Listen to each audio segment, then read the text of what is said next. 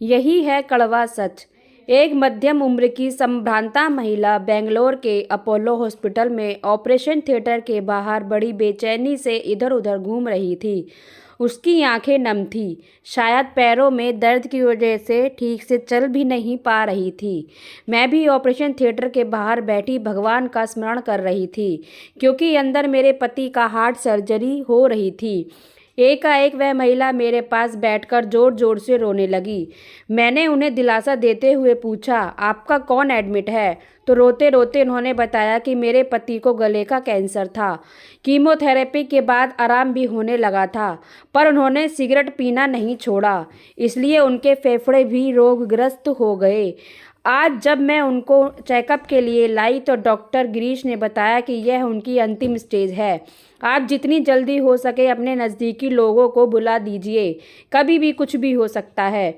अब मैं क्या करूं? दोनों बच्चे बाहर रहते हैं, बेटा बोस्टन में है और बेटी कनाडा में रहती है।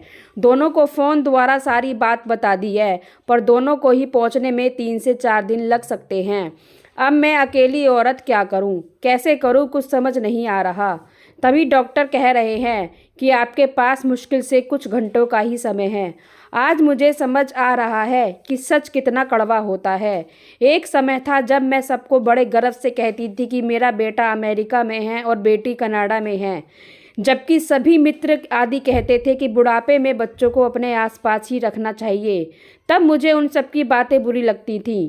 ऐसा लगता था कि शायद यह लोग मुझसे ईर्ष्या करते हैं। आज रह रहकर उनकी बातें याद आती हैं। उन्होंने बताया कि उनका घर बेंगलोर से लगभग 200 किलोमीटर दूर एक छोटे से शहर में है। मैं क्या करूं? मेरी समझ में कुछ नहीं आ रहा। तभी उनका भाई आ गया और वह उसके गले लगकर जोर जोर से रोने लगी। भाई ने तसल्ली दी। मैं भी लगातार हनुमान चालीसा पढ़कर भगवान से सबकी रक्षा के लिए प्रार्थना कर रही थी। मुझे भी अपने बच्चों के साथ बैठे हुए 6 घंटे हो गए थे। तभी डॉक्टर सत्यांकी ने कहा कि mister Gupta is all right, you can see. मैं अपने पति को आईसीयू देखने जा रही थी। तभी डॉक्टर वागीश उस महिला को दूसरी तरफ के आईसीयू में बुलाकर ले गए।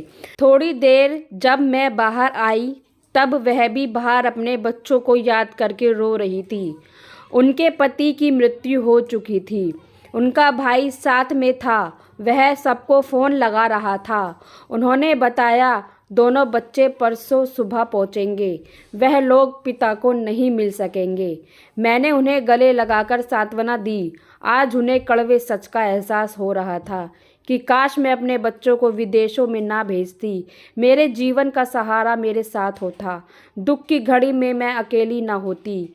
यह सच बहुत कड़वा है, पर यह सच है कि आज हम सब बच्चों को विदेश भेजकर बहुत गर्व महसूस करते हैं और अंत समय पछताते हैं।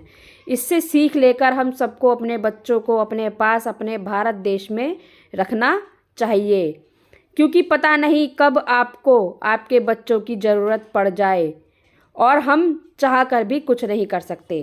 तो फ्रेंड्स, अगर आपको ये कहानी अच्छी लगी हो तो लाइक शेयर कमेंट्स करें और चैनल को सब्सक्राइब करें। Thank you.